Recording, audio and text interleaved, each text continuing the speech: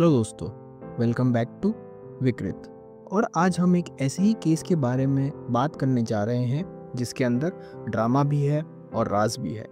इस केस के अंदर जितने नए ट्विस्ट आए हैं उन्हें देखते हुए लोगों का दिल बैठा जा रहा है। तो मैं बात कर रहा हूँ द जुबिन गर्ग केस की। एक हीरो था आसाम का जिसका गाना लोगों के दिल से बंधा हुआ था और अब उसकी मौत ने शायद एक बड़ा राज का दरवाज़ा खोला है। तो इस वीडियो में हम जानेंगे क्या है शक, क्या है सच और आगे क्या क्या हो सकता है। तो आप लाइक ज़रूर करिए और कमेंट में अपने सवाल ज़रूर पूछिए। तो चलिए शुरू करते हैं। चलिए पहले थोड़ा एक बैकग्राउंड से स्टार्ट करते हैं।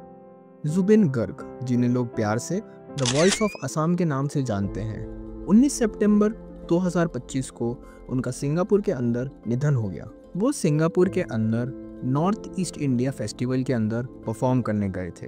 शुरुआती रिपोर्ट्स के अनुसार स्विमिंग और स्कूबा एक्टिविटी के दौरान उन्हें कुछ इमरजेंसी हुई बट उन्हें बचाया नहीं जा सका। लेकिन कुछ ही दिनों में मीडिया और गवाहों की स्टेटमेंट्स में फ़र्क और कुछ अनजान पहलू दिखने लगे। मेडिकल मदद के समय गवाहों के बयान और कुछ बातों पर सवाल उठने लगे।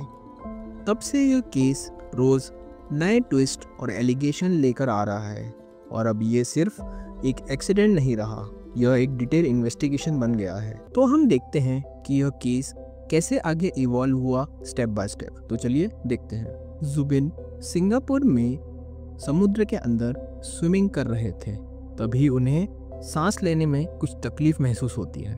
कुछ रिपोर्ट्स के मुताबिक जुबिन लाइफ जैकेट पहनकर स्विमिंग कर रहे थे, बट एक्सीडेंट के बाद उनके ऊपर वो लाइफ जैकेट नहीं पाई गई। उनकी पत्नी गरिमा गर्ग ने पहले प्रेस में क्लैरिफाई किया कि जुबिन ने सीजर की वजह से संकट झेला और स्विमिंग करना उनकी अपनी मर्जी थी। लेकिन ये बात बहुत सस्पिशियस है कि जब उनके मैनेजर और टीम मेंबर्स को पता था कि उन्हें सीजर की बीमारी है तो उन्हें मेडिकल हेल्प क्यों नहीं दी गई, क्योंकि बाद में इंट्रोगेशन के दौरान उनके बैंड मेंबर्स ने कहा कि मेडिकल हेल्प देने में डिले हो गया था। इसी बीच एसआईटी बनाई गई आसाम में ताकि वो इन्वेस्टिगेट कर सके कि जुबिन की मौत का राज क्या है। एसआईटी ने 3 जगहों पर सर्च ऑपरेशन किया। फेस्टिवल ऑर्गेनाइजर श्याम कानू महंता के घर, मैनेजर सिद्धार्थ शर्मा के घर, साउंड रिकॉर्डिस्ट और ब्रांड मेंबर्स के घर। डॉक्यूमेंट्स और इलेक्ट्रॉनिक एविडेंस सीज किए गए और एक और अरेस्ट हुआ, म्यूजिशियन शेखर ज्योति गोस्वामी, जो जुबिन के साथ स्विमिंग ग्रुप में थे। एसआईटी ने शेखर से क्वेश्चनिंग करी और यहाँ पर आता है एक बहुत बड़ा ट्विस्ट। तो चलिए वो देखते हैं। Poisoning allegation. एसआईटी ने जब शेखर ज्योति से इंट्रोगेशन करा तो उन्होंने यह क्लेम किया कि उन्होंने जुबिन के मुंह और नाक में से फोम आता हुआ देखा और उन्होंने उनकी आंखों के सामने ही उन्हें बेहोश होता हुआ देखा। और इसी समय उनके मैनेजर सिद्धार्थ शर्मा ने यह मैटर को बहुत लाइटली ट्रीट करा। जो स्टैंड बाय पे लोग थे उन्हें वेव करते हुए कहा लेट इट बी, जिसकी वजह से उनको मेडिकल हेल्प देने में डिले हुआ। और इसके आगे यह क्लेम है कि उनके मैनेजर ने ही उन्हें पॉइजन दिया था। तो यह एक एक्सीडेंट से हटकर यह एक मर्डर का एंगल दे देता है। Financial irregularities. एसआईटी ने पाया कि जुबिन के 2 पर्सनल सिक्योरिटी ऑफिसर्स के अकाउंट में 1 करोड़ के ट्रांजैक्शन हुए।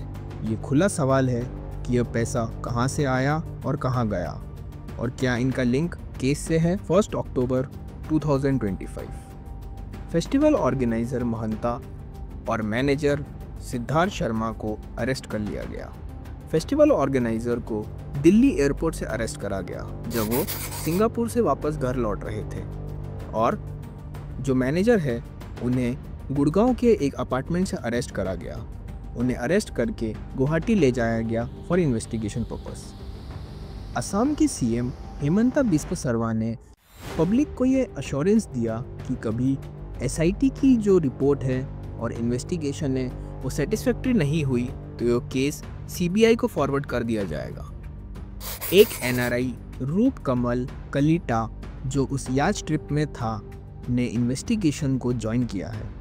कोई लोग जिन्होंने सिंगापुर आसाम एसोसिएशन का हिस्सा माना जा रहा है को नोटिस भेजा गया है।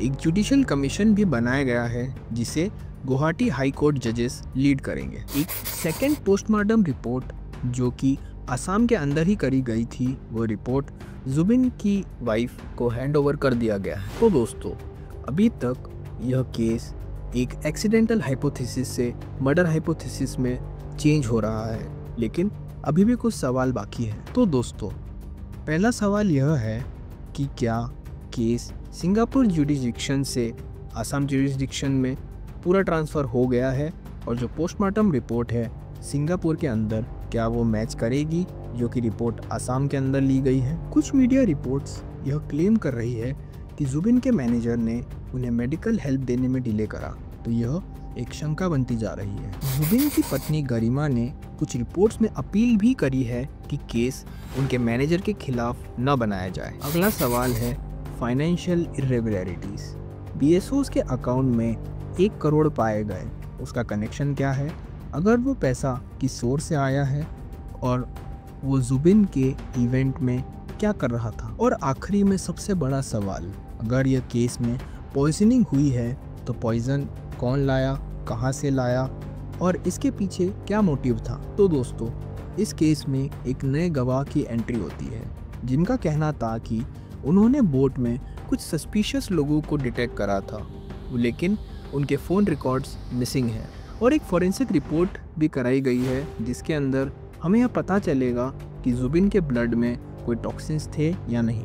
तो दोस्तों, इस केस में हमने यह देखा कि यह केस स्टार्ट में एक एक्सीडेंट हाइपोथेसिस लग रहा था, लेकिन जैसे ही डिफरेंट एंगल से इन्वेस्टिगेशन शुरू हुई, जैसे इंट्रोगेशन हुए, तो यह केस धीरे धीरे एक मर्डर हाइपोथेसिस में कन्वर्ट होते जा रहा है। लेकिन दोस्तों, मैं आपको ये कहना चाहूँगा कि आपको अभी कोई ओपिनियन बनाना नहीं चाहिए, because this case is still going on and investigation is still going on. So yes, we should first wait about the report, then we should make any opinion about it. So जब तक के लिए आप like करिए, share करिए, subscribe करिए, और comment down करिए कि आपको क्या लगता है, यह केस एक मर्डर है या एक्सीडेंट है। जब तक के लिए टेक केयर, धन्यवाद।